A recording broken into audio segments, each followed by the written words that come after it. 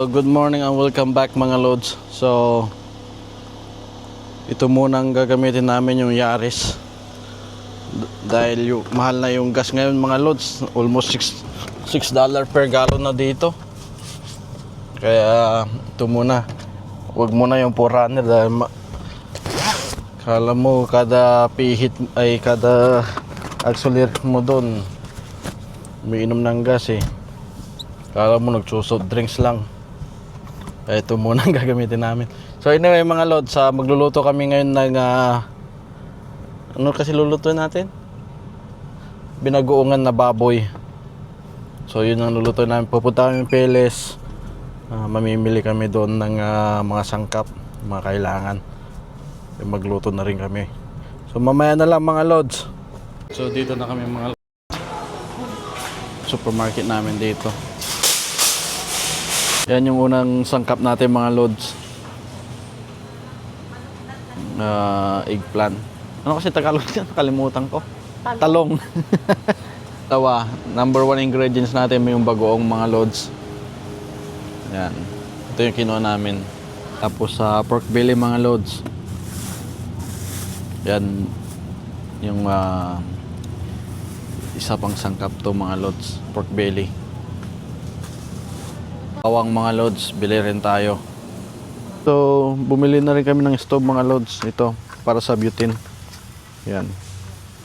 Dahil pagdating namin dito, for some reason, ayaw mag-on yung butane namin. Kailangan na ng gamitan ng lighter. So, bili na rin kami ng ganito.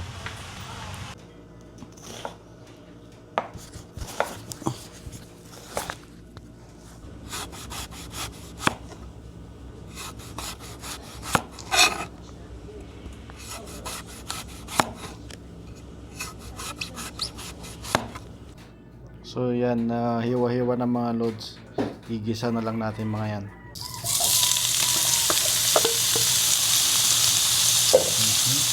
Igisa mo una yan? Oo, para mag-can siya. Ano? Para makita pa yung taba niya? Bawang. Ang sibuyas. Nairita. Yan na, bagoong. Isang kutsara. Dalawa.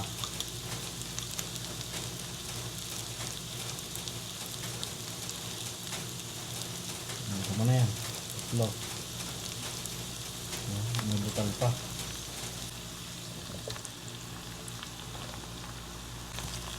Yan na mga loads.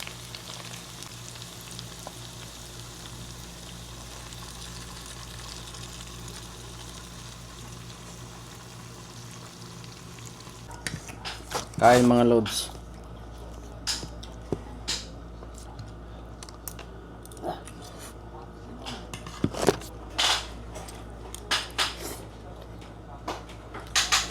Sakto lang. Hindi maalat. Yung nagano pa dyan yung ano, yung gata.